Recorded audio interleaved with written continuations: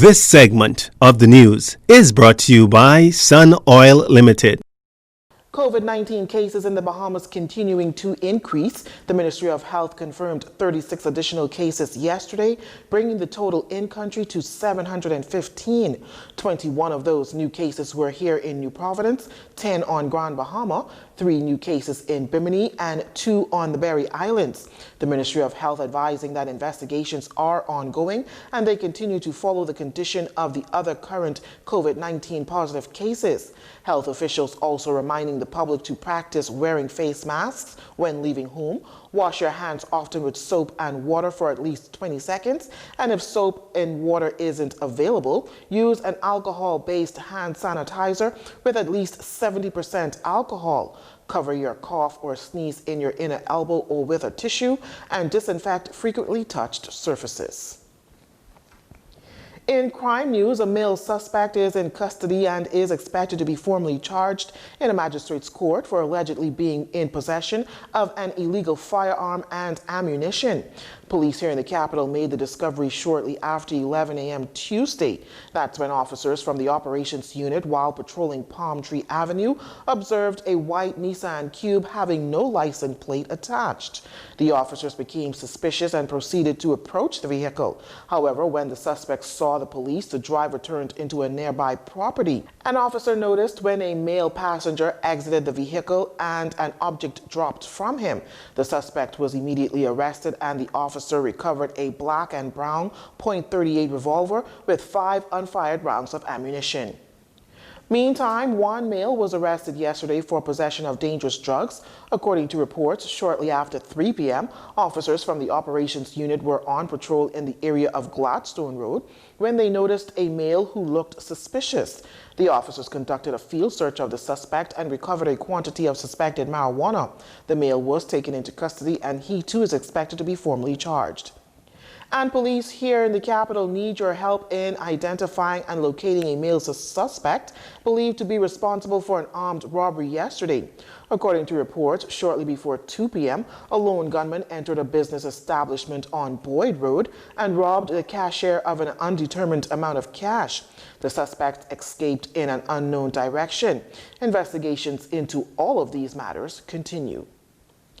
In the midst of this COVID-19 pandemic, work permits will be placed on hold as many Bahamians are out of work. Immigration Minister Ellsworth Johnson revealing as much. Our JCN reporter Laurencia Smith has more. The Department of Immigration will not approve any new work permits. This is according to Minister Ellsworth Johnson. He advised this to the media just ahead of the weekly cabinet meeting yesterday. We are not going to entertain any new applications, work applications, especially where persons are in the jurisdiction. Only in extreme circumstances will we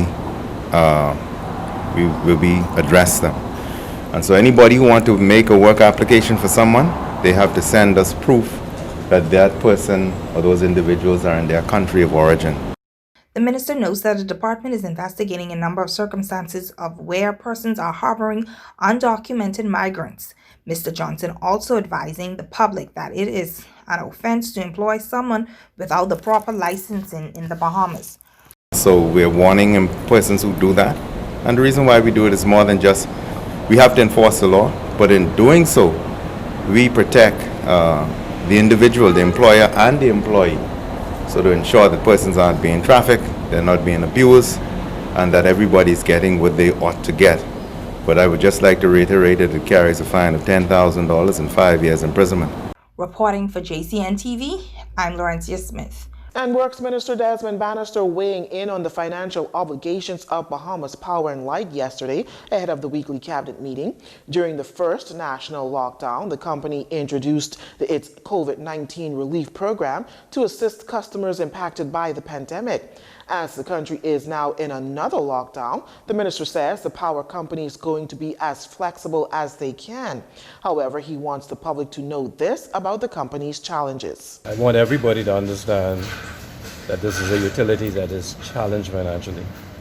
BPL, I think all of you have heard me speak. We're talking about a company that's almost $500 million in debt. And so they have to be able to meet their bills. We don't make provisions in the budget for them. They have to be able to exist. just like any other company. And so it's amazing that there are many people who complain about paying BPL's bills, and we don't have the same challenge with cable, we don't have the same challenge with people's mobile phone bills, but we have, because BPL is a government entity, we have a challenge with that.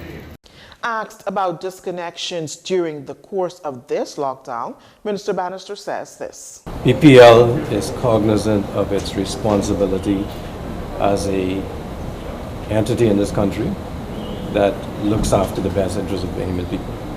They are going to be a responsible corporate entity, but at the same time, Bahamians we have to still understand that it's our duty to pay up. Last month, it was revealed that the company had some 16,000 delinquent consumers who were already 3 months in arrears for more than $500 from April 1st.